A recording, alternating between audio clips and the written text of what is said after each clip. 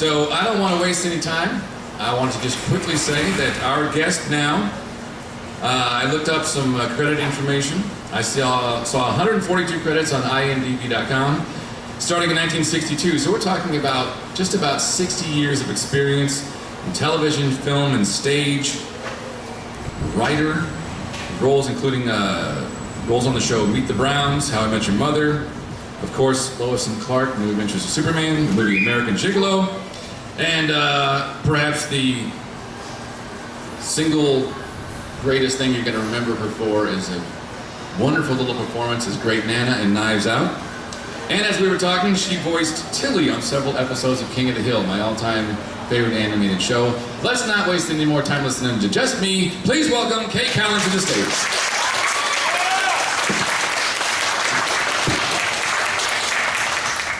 Well, I made some scattered notes, and I think the best thing to do is just kind of freewheel this a little bit and then take some audience questions. Supergirl's going to be walking around with a microphone in a little bit. We have one confirmed question that must be answered by Carla in a little bit. And I'm so curious. Oh, yes. The anticipation is building. We'll get there. So let's go back to the beginning and make it relevant for a second. You were... I can remember somebody's name. That's Amy, right? Hi, Amy. Everybody say, hi, Amy. Nice Lois and Clark shirt. You were raised in Texas? Yes, in Dallas. So, you like the heat? I did go to California hoping to escape, but I didn't. It's hot there too now. Yeah, does Texas and California and Missouri all have in common? It's like, it's not the heat, it's the humidity. Well, in Dallas, they didn't have humidity in my day. I think they've imported it in the meantime. But then I lived in New York for a while, which it was hot and humidity. That was when I really understood why people kill. I remember being on the subway one day, and it was so hot and it was so crowded, and I just thought, I understand why people kill. I mean, really, you just get, but I didn't. I want you to know I didn't do anything like that. But and when I was in Texas, to tell the truth, I didn't really know it was cooler anyplace else. I thought that was just the world, so. Yeah, I did some traveling a few years back, and I found in the Southwest, if you like chug a couple of these when it's not humid, you can get through the day just fine. But this is ridiculous. Well, humidity doesn't help. I don't know. I've always thought I would like to go to Bali, which just sounds like so romantic. But then I found out on the coolest day of the year, it's only 1 degree cooler than all the other days of the year. And I just know I would be cranky when I was there, so I'm not going. Yeah, definitely problematic there. Now, I noticed something on a video I watched this morning that I thought was pretty funny. There was, it was related to your books. It was, I believe, a Samuel French promotion tie-in. It was called Fade In. It's on YouTube. It's just a couple minutes long. Oh, I wrote that. Yes. The ending is what I wanted to get at you about. That you're in the bookstore, you know the guy behind the counter, and a lady comes in and goes, ooh, potential sale. And you kind of casually walk over and just start directing her to your material without saying. Yeah, she keeps looking to other things, and I keep pulling out other books and getting in the way and various things. Yeah, you ask her a question, she answers, well, if that's what you need, then this is the right book for you. But at the end, she knows who you are. It was so embarrassing. And you're like, oh, I'm so embarrassed. Oh, she asked you to autograph the books. And you go, oh, I'm so embarrassed. Just the two? Was that right to credits? I did not write that part. Suzanne, who was the actress who did it with me, is also a comedian, and she's wonderful. And she also, there's that moment where she's trying to tell me about another book, and she hands it to me, and I say, oh yeah, just throw it over. And those two ideas were both hers, and they were hilarious. Yeah, which is is dichotomy the right word?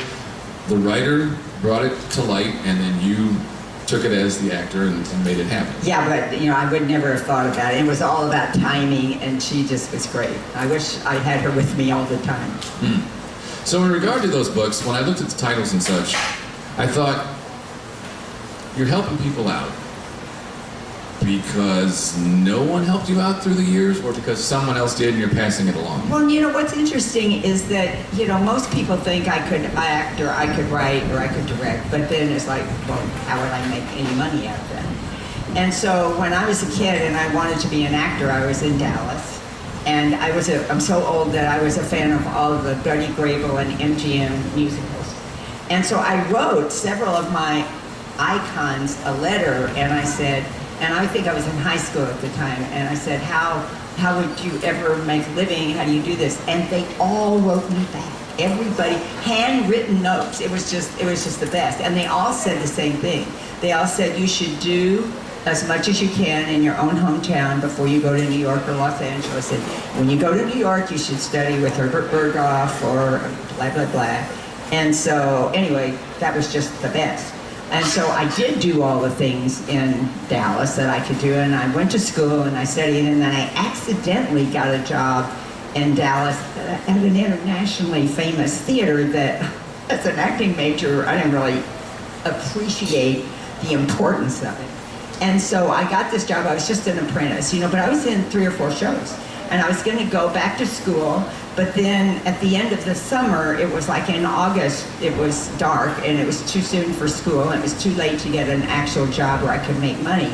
So I had in my mind, I wonder if there are agents in Dallas, Texas. So I got out the phone book, back in the days when they had phone books, and I looked under agents, and I found this woman downtown, Molly O'Day Agency. So I got on the bus, and I went down, and I had on my Easter outfit, and I had on my little gloves. And I went in and I said, hi, I'm Kay Borman, and I'm a singer, because I had sung on the stage show in college and I wanted to do musicals. And she said, do you have any music? And I said, no. And I figured now she'd throw me out because I'd seen all these Betty Grable movies, and that's how it went in those movies. And then she said, you have an accompanist? And I said, no. And I figured, now she'll throw me out. And she went down the hall and came back with an accordion player. And so I knew what key I sang. I'm looking over a 4-leaf clover, and you made me love you. And I sang those songs, and she sent the accordion player away, and she said, what would you think to $100 a week at Shepherd Air Force Base? And I was like, oh, I just never thought it would get this far. And I said, I don't know, I'm supposed to go back to school, and whether my daddy would let me do that. And she said, well, you go home and you talk to your dad. And I only found out like 25 years later that she called my father while I was on the way home. And so I went to Shepherd Air Force Base and I sang, and I was a complete bust because I was so shy. It was like I wouldn't look at the audience. I could sing, but I just wanted to sing like this. So when I came back 2 weeks later, it was too late to go back to school. I was not smart enough to know you could go back to school late.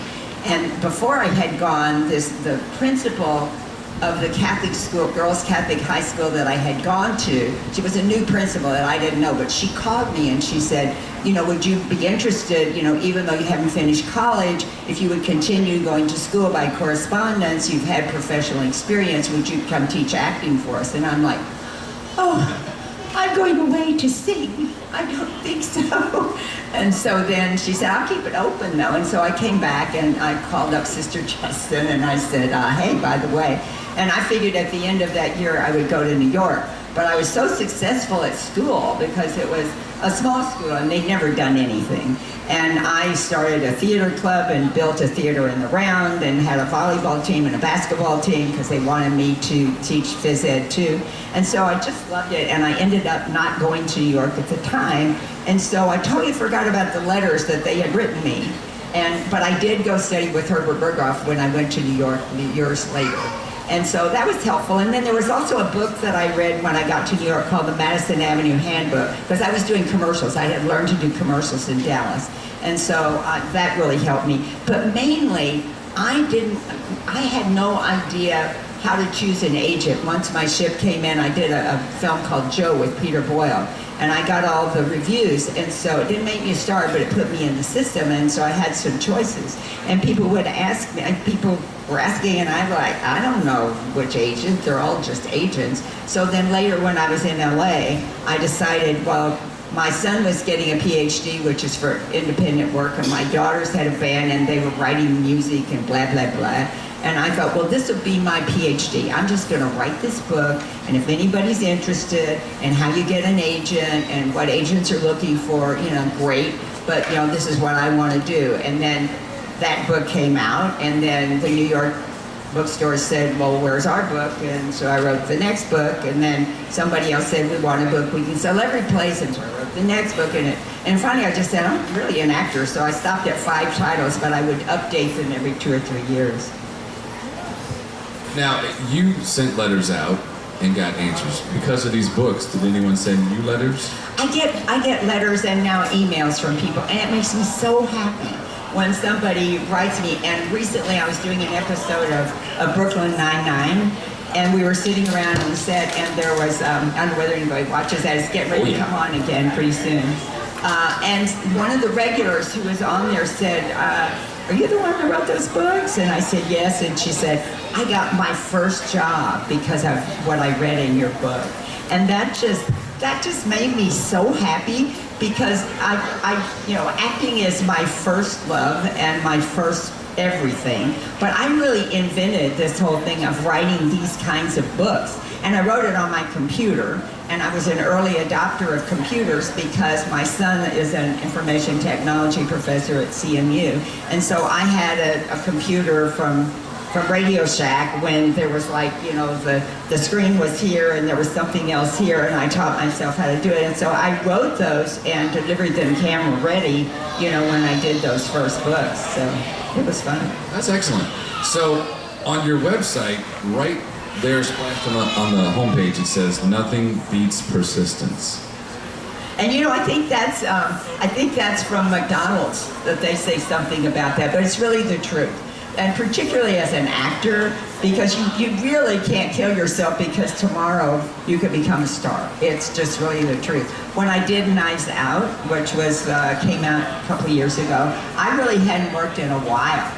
And usually actors never take a vacation, because all you have to do is buy a non-refundable airline ticket and you'll get a job.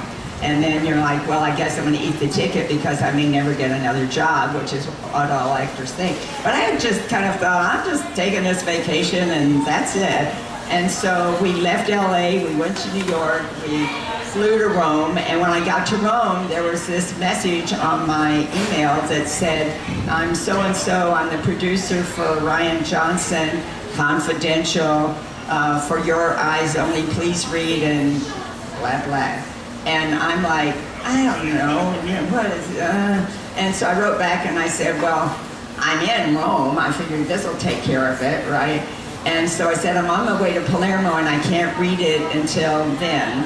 And so we went on our way and we got there and we got to Palermo, and by the time you get in the room, it had been like 24 hours since I'd slept. So I read about this much of the script and fell asleep. And then the phone rang and they said, Ryan Johnson wants to FaceTime with you tomorrow. And I'm like, as a what? I didn't know much about the script, and so on. And so it was very exciting. I got the job. They flew me back. I got to come back first class. I got to go to Boston and work for a month with all those great people. So, you can just never give up. You don't know what's going to happen. So they literally sought you out. There was no audition, I hope I get it. They came after you. No. But it's not that I'm just so magnificent, which of course I am, but not everyone knows. No, it was that the film came together very quickly. Ryan Johnson had done the last Star Wars film before that, and it didn't land very well. He had been supposed to do the next 4, write and direct the next 4, and then the fans were really mad because it didn't go like they thought it should.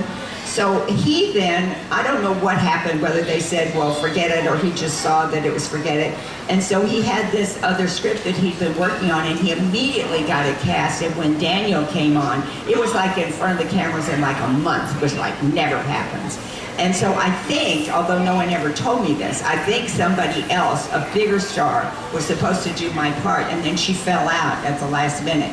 And the casting people knew me, and so they had seen, because all my clips are available and so forth. And so they then said, well, I know this actress, and thank you to them. Thank you to Sydney. Well, let's talk about that role for a second, because it's the shining spot in a really shiny movie. Everybody in there's no weaklings. Oh, it's a great story, it's a great cast, it's a great everything.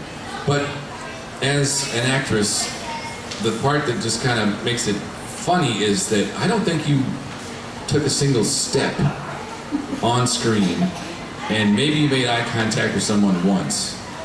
And sometimes you're almost like a back, Chris Evans runs out the door and you're just sitting there. So what kind of crazy mess was this for you to say, all right, you're going to be great, but don't move. Now, just whatever. You know what? I just really didn't care what they wanted me to do. I was really happy to do it, and I knew when I read the script, you know, it doesn't matter how many lines you have, they have to cut to me. I was a plot point every time. And, you know, it doesn't matter how many lines. You could have a whole lot of lines off camera. I did a film at the very beginning of my career with Sophia Loren, where I had this long monologue with Sophia Loren. And then when the movie opened, you saw me, and then you heard my voice, and then the camera was on her face the whole time. So it's how much camera you get that matters.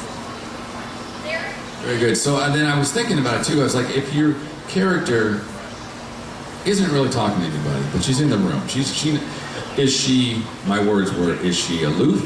Is she lost in thought? Or is she absolutely in control and knew everything?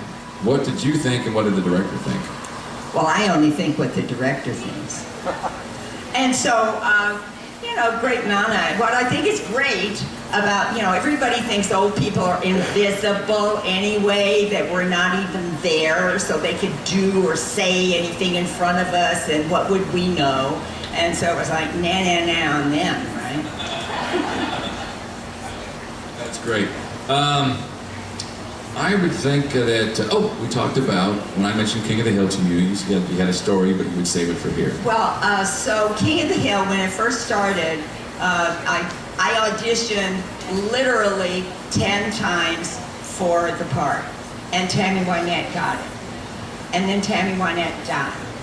And then I went back and I auditioned 10 more times, where you just go and they're listening to you. The audition is like this.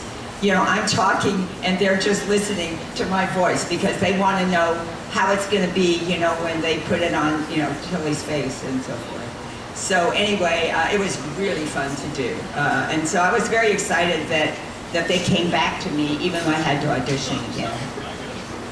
She was another character that was just kind of, like you say, maybe they were ignoring her a little bit. She was just so mellow, and she was a little timid and such. And now I've heard different stories about how animation voice acting works. Were you remote or with other people, or how did it yours? No, I just did it on my own. Usually that's how you do it. When you get to have another person in there, it's really fun. But no, I just did it by myself. Can I get a quick time check? 12:20. Well, is it question time? I think it's question time. Okay, I'm ready. So Supergirl is going to faster than a speeding bullet, but slower than that. I don't know what you mean. Raise your hand if you have a question, please. I love Supergirl's outfit. She looks so cute. Well, thank you so much. Stand up. Thank you for coming, first of all. I have a kind of real quick two-parter. My favorite Perry White was Lane Smith. Can you tell us anything about him? There's some good Perry White, but I thought Lane was the best. And that scene where Clark is putting on the Superman suit for the first time, was that ad-libbed or was that part of the script? No, that was definitely part of the script. I'll start with that one first because I don't think I never had any scenes with Lane. I just knew him, and so I know him as Lane. I didn't know him as Perry, so no inside scoop. But so the Superman suit was a wonderfully written scene. And what was great was that the hair and makeup people did a whole thing with my hair, which I wasn't that happy with. And so Deborah Joy Levine, who was the writer-producer, said, "Are you happy with your hair?" And I said, "No." And she said, "Why don't you fix it how you want it?" And so it's like, great. And so then we went in and I said, we need lots of fabric, because I really do so. I actually am Martha Kent. You know, I could do all of those things. This was a part that was just written for me. What a gift to an actor. That doesn't happen very often. But anyway, it was not ad-libbed at all, and it was just the most fun, and Dean was the best person to work with. And, you know, we just were beginning to know each other. You know, it was just the beginning of everything. So they just did the best job with it. Yeah, I would think that by that, I mean, the point of the story is he's pretty much grown up. So you really had to dive into the idea that you were well acquainted and cared for each other and such. And you probably felt that early on, or did it grow? Or? Well, you know, Dean, he's been here before. You know how personable he is. It's easy for you to just sit next to him and think you've known him forever. And so that's kind of what it was like. And he was just adorable and so welcoming and adorable. Yeah. Sounds like another one of those gifts to an actor, because I'm sure it's not always like that with people. You know, people say these things, and there have been times when I have played with a couple of people that was not that much fun, but it's very rare. It's just so rare that anybody is a stinker and is trying to get in front of you and make sure you don't have any camera, or you're standing in your light or something. Because it is just a microcosm, and you're all in it together, so you might as well make the most of it. Yeah, not everybody does. Some people think, you know, they can be better if you're bad. I worked with a big star one time who I just adored, and I was so excited to get to work with her. And then she took whichever character there would be your part and my part and her part and his part and his part, and she would take your best scene and try to ruin it. And I was just like, no, she wouldn't do that. She did. And she's really good. She doesn't have to do that. Right, yeah. There you are. Another question? Oh, this is the question. This is the question. So my question is, so when we signed you for our Superman celebration, and I'm looking through the list of the vast list of movies that you have done in TV, and I run across one of my all-time favorites, and that would be American Gigolo. And of course my heart started pounding because just thinking about Richard Gere, just, you know, I mean, come on. Absolutely. So I just want to know, how was it working with him, and do you have any cute or funny or maybe risque stories that you want to share? Oh, for Probably only risque, risque. how I would love that. No, I don't have any risque stories, but just he really was the best. And we had a really nice time, particularly when we were shooting the gallery scene. We were in that gallery and just doing stuff. And then, of course, the scene at my house where I lie and say I wasn't there and I'm a bad person. But no, he really, I have been hoping that our paths would cross again, not only because he was so nice, but because of all the terrific things I've heard about who he is as a person. Yeah, I think he's pretty awesome. My kids showed up. So there's Jonah and there's Eva. Hey. Next question? Yes, pardon me for not knowing the episode, but it was a remake of Panic in the Sky for the original Adventures of Superman. How much fun was it pushing Dean off the ledge? Oh my goodness, what if I don't even remember that? Well, then imagine how nice of a guy he is and think about pushing him off a ledge. And Well, no, I can certainly figure out what that must have been like, but it's like, really? I don't remember. Why would I do that? Yeah, you know, what I do remember, but I don't think it was in that one, and I'm not going to read, who's the, you're all fans, you'll know this. Who is the rock star that was a bad guy? Nobody knows? Yes, Roger Daltrey. Yes. That was really fun because my kids were so excited that I was working with Roger Daltrey, and he was lovely. Another one in the back? In the middle? Where we got? Oh, here we go. Knives Out. Still can't wrap my head around Roger Craig's accent. Daniel. Or Daniel Craig, rather. Can you tell me why they gave him that? Was that his idea? Well, you know, the first time I heard him when I was on set and I heard him, I'm like, oh no, you can't be doing this. And then who was Jamie Lee Curtis's husband? Don Johnson. I was at a Q&A and Don Johnson said that when he was on camera first time after he did his first scene, he went afterwards to Ryan and said, was that too much? And he said, then when he saw what he was doing, like, oh no, that wasn't too much. You know what was great about the film was that they had all these actors from all kinds of disciplines. You know, Toni Collette, you know, Don Johnson, you know, all these wonderful people, Christopher Plummer, and there's a tone to the film that is that is comedic, except it's very serious and somebody's getting killed, right? And there's all this stuff. But that all these actors, and they all came in at the last minute, and they all got on the train at the same level. It was just one of those wonderful things that happens, you know, because you do a movie. I mean, I knew when I read this script it was going to be great, but I mean that the planets really all lined up for it to just really be great, because it was a darling script, and the actors, there wasn't a weak link genuinely. Oh, there's no way to write an accent in there. He just decided this sounds Southern. Worked for him.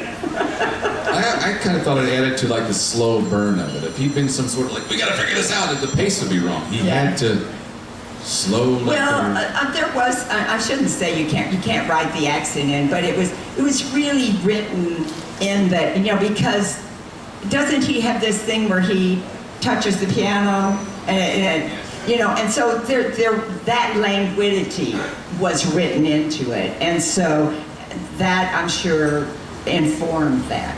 But the character really, as the character came out, as Daniel did the character, that was on the page. You said it came together like in a month or whatever. What was your time on set? Just a few days, or were you there for the whole? Well, they hired me for a month, so that because I was what they call a cover shot. So in other words, mine were always going to be inside, and they had a lot of stuff to shoot outside. And so I always had to be there in case it snowed or rained, and then it would like, hey, get up, it's time to go. Every morning at 4, I had to call the AD and see if they were going to need me that day or not. And he'd say, no, go back to sleep, or he'd say, call me at 10. And then I was in the makeup chair about 4 hours every day. Yeah, so that was, and it was so fun. I've never been in that situation where I had a team, you know, people working on me. And so I really got to know those people really well, and that was fun. That was actually building a house, that wasn't a set, that whole, I mean... No, that's great. I'm glad you asked that question. So let me see if I can remember the college that's up there. We filmed in Natick, I guess, and there's some college that is there, and the college name is the name of the people whose estate we were on, and we were in not the biggest house, and what happened is when this couple had kids and then they got older and were going to get married, they built a house for each of them on the property, and this was just one of them. And so there was, the parents were gone, and so one of the kids was there, and they, I guess, live in England now or something, and they had come to be there for the shoot. And so they were telling us about the house, and there was like this gigantic book that looked like it came from the Civil War, where all the people who had ever been there had signed, and there were like really amazing names in there. So it was, you know, if it wasn't a big enough thrill to get to work, it was a really big thrill to do that. So I got to be in Boston for a month working, and then I was there, yeah, however many days I was there when I actually shot. We never shot more than one of my scenes, because my scenes were all in a different place. You know, there's in front of the window, and then there's at the party, and then there's on the couch, you know, when they're reading the will, and all that kind of thing. So, but it was great fun, and you know, Christopher Plummer, whose mother I was, is older than I. So that was one of the reasons we had all that. And they say in that first thing, they say, how old is she? And Jamie Lee says, no one knows. The, spoiler-ish, the scene where you're looking out the window, it's shot once with Chris and once with the young lady. Right. Same day? I think that was the same day, It's but like I one- don't remember for sure. But I Yeah, think that's so. the one that seems like it would make the most sense, because they're two Yeah. different views of the Well, same. and it's in that same setting, so surely it was. Oh, and then there was another scene in the library or whatever it was, where it's Daniel and I have a scene together. You know, when he says, "I know it's in there," you know, and you tell me. And so here I am, you know, the camera's on me, and I don't have anything to say, but my mind is having all these thoughts, you know. Shall I tell? Shall I not tell? It's my grandson. Oh my Absolutely in goodness. control and knew everything. Got it right there. That's Yeah. what I was wondering. Yeah. Well, yeah, of course, just because we're old doesn't mean we're stupid. Was that a challenge in that regard? Like, I mean, a lot of times you're not supposed to be like blinking all over the place, but I'm not sure she blinked ever. No, yeah, it was really hard. I had to keep everything was really still. I mean, really, actually, I was a prop. Most of the time I was a prop, but it was really fun to be a prop. Yeah, well, I mean, the line, Nana, do you need anything to eat? Oh, she ate a whole shrimp tray. Right? That's not your line, but you're the reason it's funny because you're standing right there.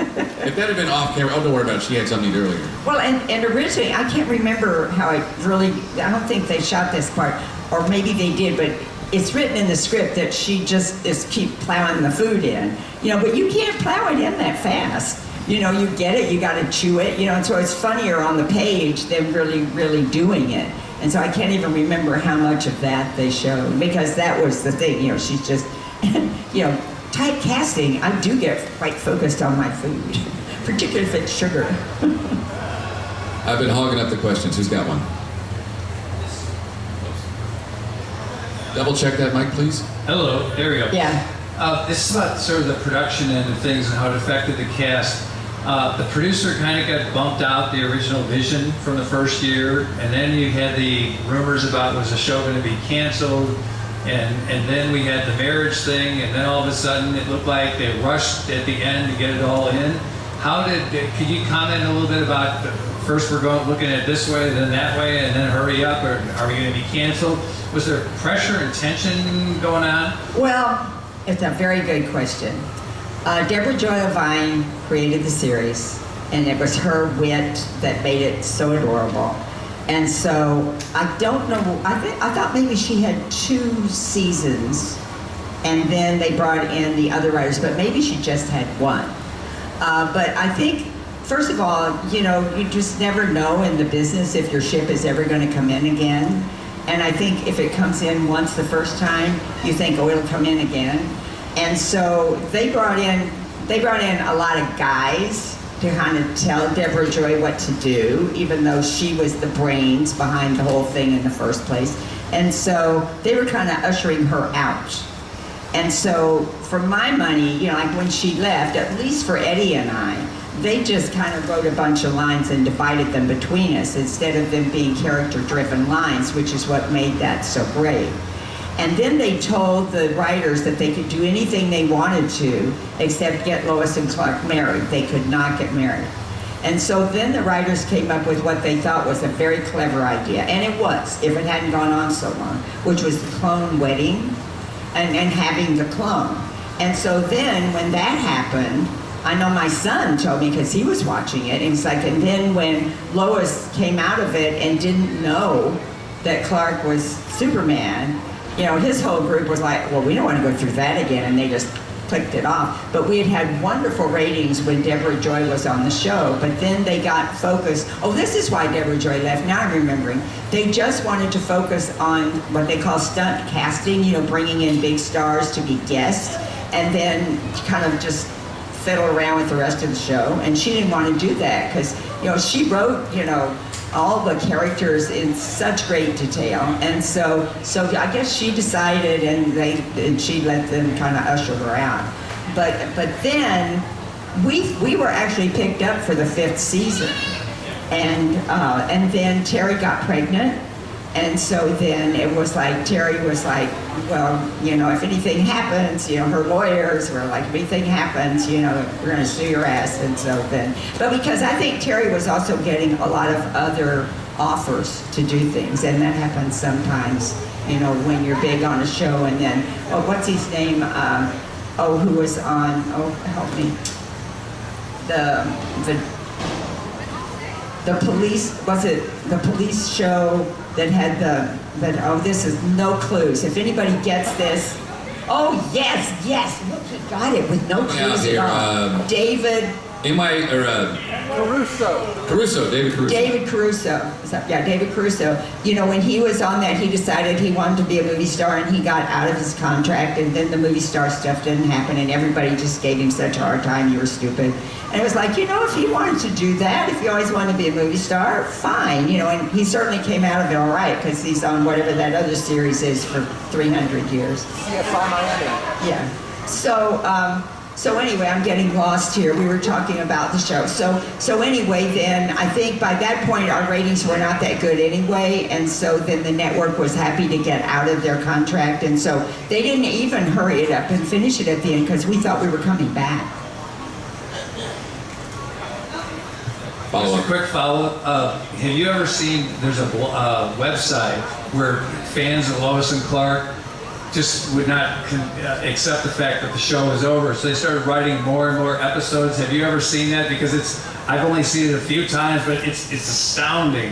Script after script after script of this stuff. So I was just wondering if you'd seen that. I haven't seen it since the day, but at that time, they were called the Friends of Lois and Clark, the Folks, FOLCKS or FOL, whatever.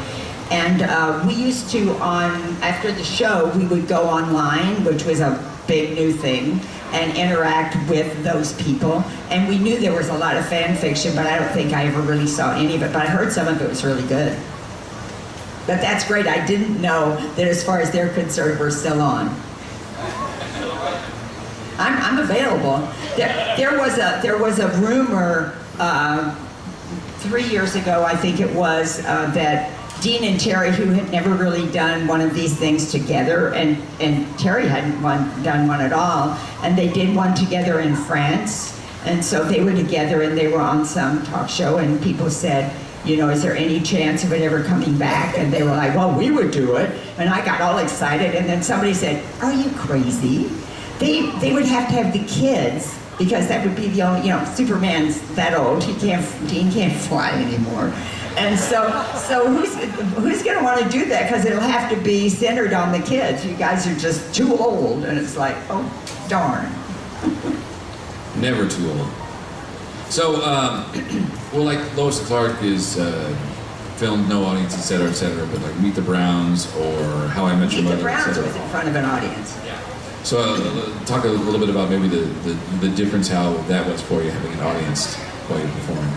Well, I'd done a lot of stuff in front of audiences anyway, because when I first came to LA, the first job I got was a 3-part on One Day at a Time, which was a show that my daughters and I watched in New York, and then when I went out to LA to try and get a job, it was like, oh my God, I'm gonna be on One Day at a Time. I'm gonna be with Bonnie Franklin and all those people. It was so exciting. But that was in front of an audience, and then I came from a theater background, and so that was all in front of an audience. And people are always asking, oh, was it different in front of an audience or on stage or whatever? And it's like all the same, you know, basically. You have to be louder if you're in a theater, but you kind of just adapt to that, and particularly if you come from a theater atmosphere. And so, you know, it's just one thing to do it on a set without an audience, and then sometimes, and on Meet the Browns, it was really interesting because I don't know how much you know about Tyler Perry. Do you all know anything about him at all? You know, he's this amazing genius person who just invented himself, came from this horrible background where he was abused sexually and emotionally and physically and whatever. And so he had tried to commit suicide a couple of times. And so one day he was watching an episode of Oprah, and Oprah said, you know, if you were depressed or whatever, you should write about it. You should sit and write. And so he decided he wrote a play, and he saved his money, and he put it up, and he lost everything. And he lived in his car, and he saved his money again, and he did it again. Uh-oh. Well, we'll have to share this. I'll just come over here, we'll share this. Anyway, he said, so he did a third one. And so when he did the third one, he was like up in the hotel above the theater. And he just said, God, if this isn't gonna go, you know, I'm not gonna do it, it'll be all right. And so then he looked out the window, and they had lined up all the way around the block for this play. And so then that was the beginning of it. But the brilliant part was that there was no product for that audience. And he just set up a camera and started making DVDs, only they weren't DVDs then, they were whatever they were, and sold those copies of the plays and began this amazing career. And then he did a show called The Pains, House of Pain.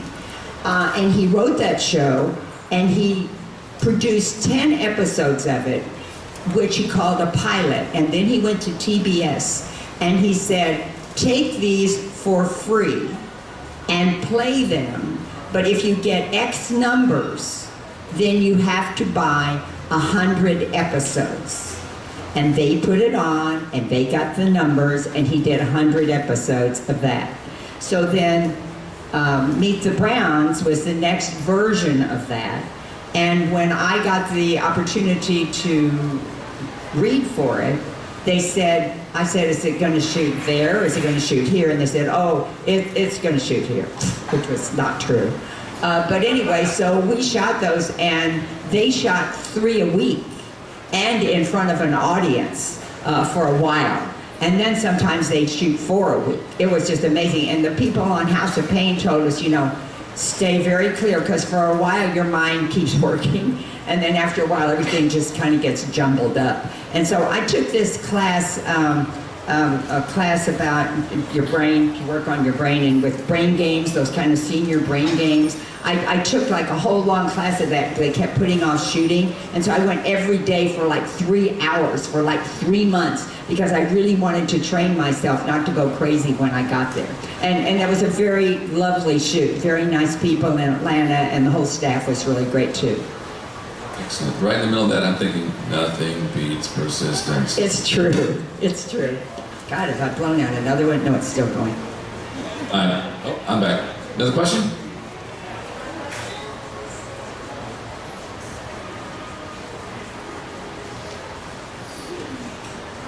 Did you like doing the time travel episodes? I love when you had the cleaver and you went, are you ready for wild boar? I don't remember specifically that moment, but I remember that at the end of the day, I didn't want them to take any of my stuff off, because they had lifted my neck up and I just was so young. Another question in the audience? Yeah. Oh, right up here. One second, here you go. Here she is.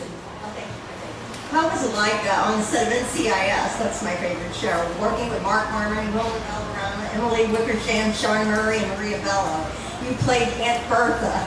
Oh, thank you. You were great in that. Thank you that you went all the way through that, because I was going, which one was that? And then you got all, and I was, yeah, Bertha, that was it. That was really fun. And here's the really funny part of that. So this was something I didn't have to audition for. They just called me up and they asked me to come. You were great for that part. Well, I didn't really understand how great I was until I saw it. I mean, I read it, but then when I saw it, I'm like, oh, I'm the perfect person, because it was an Agatha Christie. They kept saying it's like an Agatha Christie murder, and I was the one that made them know what happened. It's like that writer was so clever. It is. They have great writers, and they say that set is a really good set to be on. It is, and well, everybody's been there forever, and they're very welcoming. Yeah, thank you for saying. I'm like, oh God, which one was it? Because I did another NCIS earlier. Yeah, it was in season 8. You played with Joe Beth Williams. You were like with the person that got scammed from the Bernie Madoff scam, only it was a different guy, but it was the Bernie Madoff scam. And you were on the video telling about how they stole your Oh husband's God, money. I forgot about that one. Season 8, yeah. Well, then I did another one too. I did another one early on when it was called Navy NCIS. Oh yes, Navy NCIS. It was the first season because it was redundant to use the name Navy NCIS because it's Navy Criminal Investigative Service. So they dropped it after the first season. Actually, after about the first 18 episodes, but they came in and dropped it. I wondered why they did that. Yeah. Do you remember what I did on that? I'm trying to. In that, my daughter in the series, I was the mother, and so the daughter was the important part. And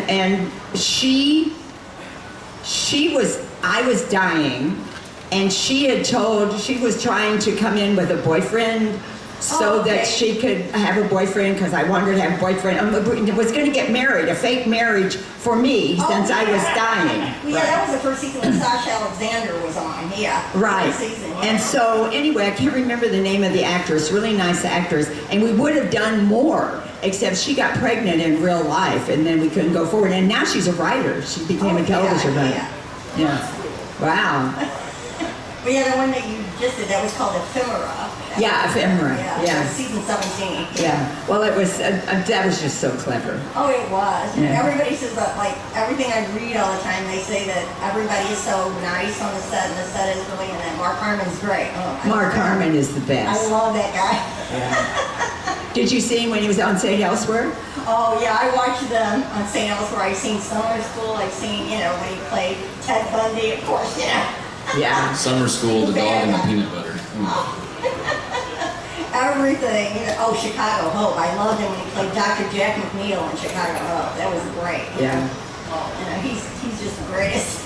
And the nicest, and the nicest. Yeah, they say he really is. As great as he is as an actor, he's that person too. And they always say that he's the kind of, like you were talking before about a person that, the actors that doesn't care, if there's people that doesn't care if they give away their lines or give away the better scenes. Well, they say that if he thinks a line is better for somebody else rather than himself, he will give it to him. You know what I mean? Well, that's somebody who knows that you can only be good if that person's good. You'll be that much better. Oh, yeah, yeah.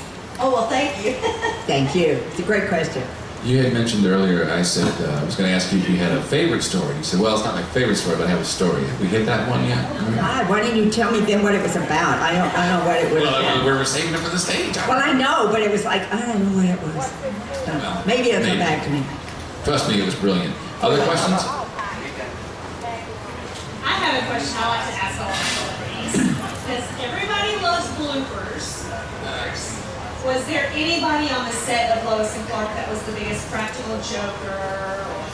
I don't remember. I wasn't on the set as much as other people because we were just in 7 of 13, and usually our scenes were just with Dee and Terry, and so I don't really remember anything like that.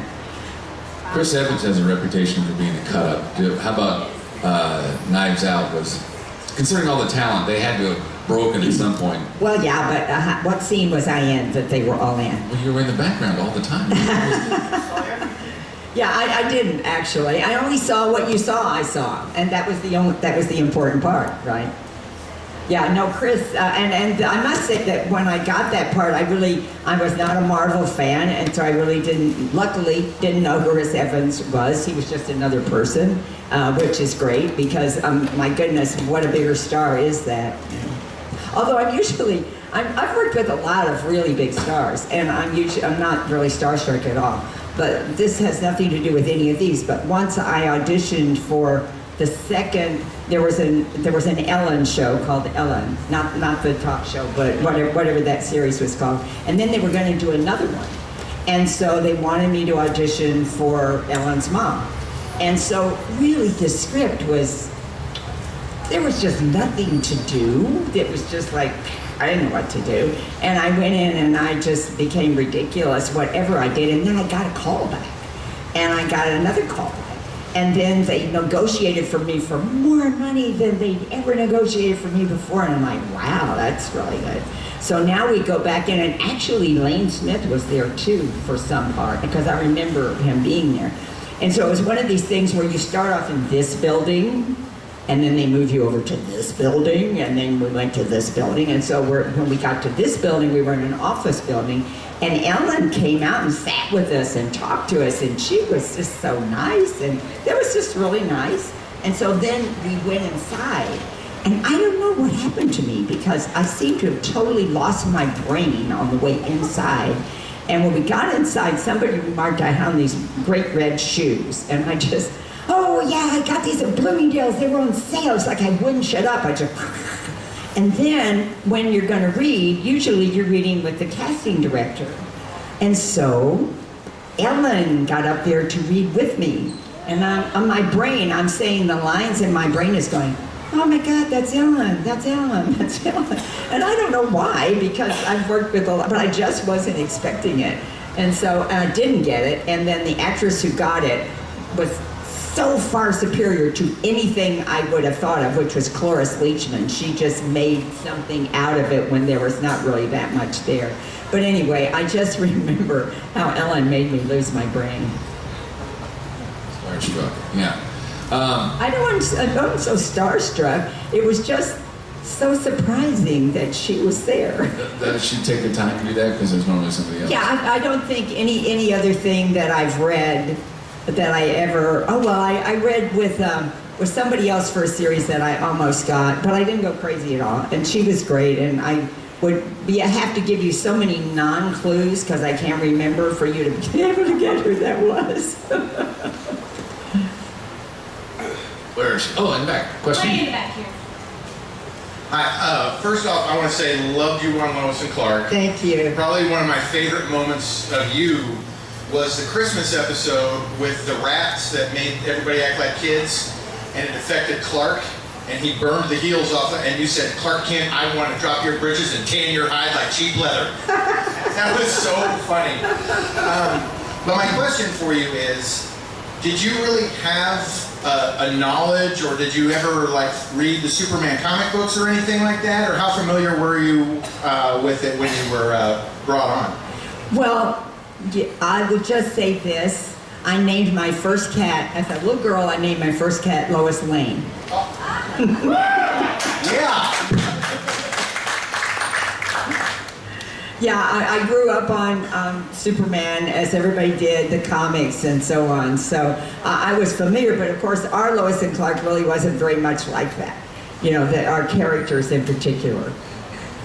Well, you were absolutely fabulous. So thank you for being part of the celebration and the mythos, and we appreciate you being here. Thank you so much. I must say it was a gift. It was a total gift to me to get that part because, as I said, I really am kind of that person. And that doesn't happen to actors very often, that you get something that is so close to home. Are you working on something else now you might want to tell us about? Well, I'm doing a new edition of one of my books, but my Brooklyn Nine-Nine will be starting soon. I think I'm the 8th episode into the season. I am so happy to know that. Very happy to know that. And my scenes were with Andy and Andre, which is they're just the best. Oh my God, I just have to tell you this. So in one of the scenes, they come in and they're trying to do something and they're conning me. And so they have decided that one of them is going to distract me while the other one is doing whatever. And so Andre, he comes in, I'm mad at them, and Andre comes in and he says, don't mind my friend, you know, he's a little rough. And he said, I'm not rough unless you want me to be. And then he starts coming on to me, and I gotta tell you, when Andre Brower looks you in the eye, it's like, oh my God. It was like his eyes got that much bigger than they were. I mean, it was just, what fun. We had a really good time. Yeah, I think a lot of it has to do, not just the eyes, but that voice of his. Yes. But he's got a DC connection too, right? He was Darkseid in some of the animation. Yeah, he's done everything. I mean, he's an acting icon. He's done everything. It was really an honor to get to work with him. And with Andy, because, you know, Andy had produced Palm Springs, that film. I don't know if any of you saw that film last year, but I, particularly being me and my age in life, I don't know whether you remember, but there was a scene where who's the guy who kept coming back? It's not Andy. Is Andy the star? The one that kept The star. hurting? The star. The star of Palm Springs. Was that Andy? Yeah. I can't remember. Yeah. So Andy is telling the other woman that is now coming back with him all the adventures that he's had, and he talks about this woman in the bar who was an older woman, and he said he even had a fling with her. And then the woman says, I bet that was good, and he said, yeah, it was. And I was like, yay, because usually older women are just the butt of the joke on those kinds of things. And so it was so nice to meet Andy and say, hey, thank you for doing that. You know, that was really nice. There you go. Question in the back. Hi, I don't have a question. I just wanted to thank you for being part of the show that even when I was grounded, I was still allowed to watch it on Sunday nights. Thank you. You were there for me. There for all of us. Who else got a question? Coming around the corner. More questions? How are we doing on time, everybody? 5 minutes. This is your 5-minute warning. It'll be your question, I think. I don't think we have any more. You have any more? Oh, we got one.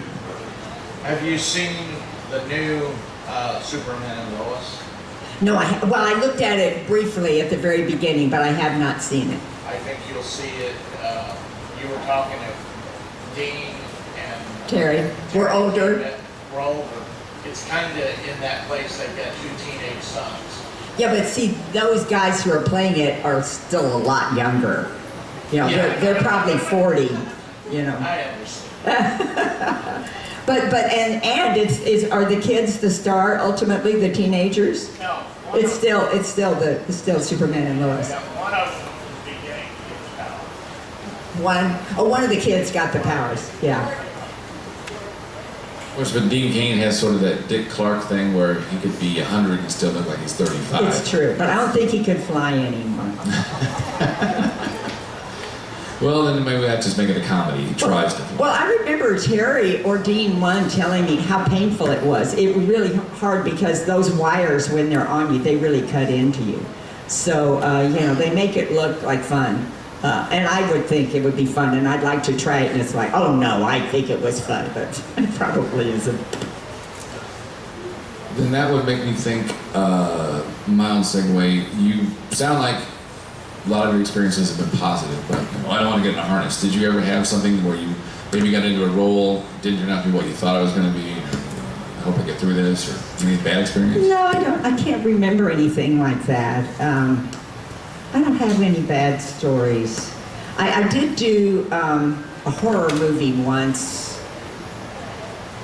Was it called This House Possessed? I'm not sure. But I know that I got crushed in a gate at going into a big mansion because the house was jealous of me because I had been talking to the girl inside, and the house had killed her parents and everybody else because the house just wanted her. And we had to go down to San Diego or something to shoot, and people kept saying, now you be careful, don't you be in that when they do that, because, you know, particularly when they shoot that scene last, you know, it's like, it's not going to be good, you know, so, but no, I really haven't had anything. I remember the only kind of bad thing that I can remember at all was when I was in New York and doing commercials. I did this commercial where they put a fake face on you because, you had to turn into other people. I remember, I think I'm one of the few people at the audition who figured it out, that they didn't really care about anything. They were interested in you looking like this other person, so the facial structure, because what happened is that they put on a face and then you pull that off and whatever we were selling was whatever. And so the makeup guy, who must not have known much about how to put this latex on, glued it under my eyes. And I think I aged literally 10 years when he was pulling that off, because it's like pulling all that skin. But I don't remember anything. Didn't you say earlier that how much time did you spend in hair and makeup getting ready for Knives Out? 4. 4 hours? Yeah. Now they always say it's 4 hours in, and then maybe they get it off in 2.5, or? They got it off really fast, but when I was on Star Trek, I did a Star Trek where they had a fake prosthesis and stuff. And that was actually while I was shooting Lois and Clark, I got that part. And it was so exciting the first time you go over and they make that mask and they, you know, cover you up and you're breathing out of a straw, and it was like, this is really fun. And then you get there in the morning and they spend all this time on you, and then you've gotten there at like 4, and then you get off at 10, but they built another hour in to get it off. And it was so much fun for like 2 or 3 days. And then I thought, I wouldn't want to be a regular on this show. I mean, just imagine, there's no life. That's why those regulars get all the big bucks, because there's no life, and you need to be like 12 or 20 or just beginning, because if you had kids and a spouse or something, there's no time to really have life. So I'm very respectful when I see people doing that kind of work about what it costs them to do that. You've had a couple of minutes to think about it, and we're running out of time. Last chance. Anybody? Oh, there's one. There we go. Are you going to be in Knives Out too? No, unfortunately, it's just Daniel. They're just carrying that character forward. I keep getting letters all the time, oh boy, nice too. And it's like, I'm really happy to have been in the first one, but I'm afraid that was it. There would be a scene where he has to think it over and he goes to you for advice. Yes, that would be great at the end of every one. He's like, what shall I do? It'll be cut to me. I'll tell I him. think you know something and I'm prepared to listen. Well done. Thank you. I was hoping I could work that in. Been practicing for weeks. Oh, it's just been right up here the whole time. I'm like, oh my God, it's in next door. All right, are we about done then? Coming to a close, which is sad because this has been awesome. Yes, appreciation time. Thank you everyone for being here. Thank you guys. It's been really fun being here, and thank you all for coming.